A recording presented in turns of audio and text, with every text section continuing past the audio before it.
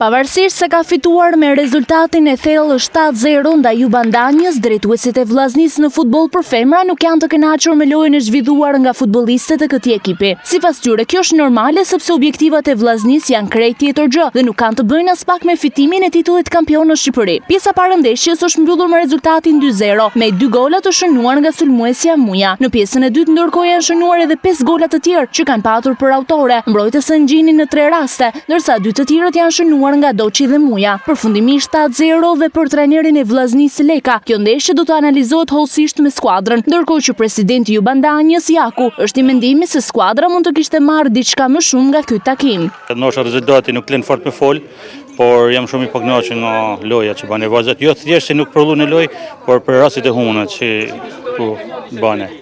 Kështu që ndoshta edhe këto vajzat mund ta kishin marrë pak si lehtë, ku disha se më thon, por do ta shikojmë në analizën e ndeshjes që kena bën dhe do të flasim, do të zjarrim disa gjëra të tjera.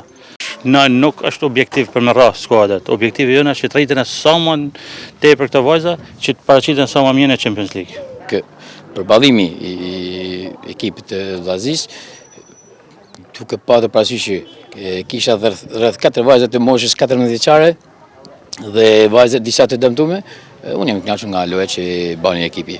Megjithëse pretendoshim disi më tepër. Pas javës së 5 të kampionatit, Vllaznia udhëheqe vetme në renditje me 15 pikë të plota fal 5 fitoreve të arritura dhe është e sigurt në rrugën e saj drejt shpalljes për herë të 4 të radhës i kampione e vendit.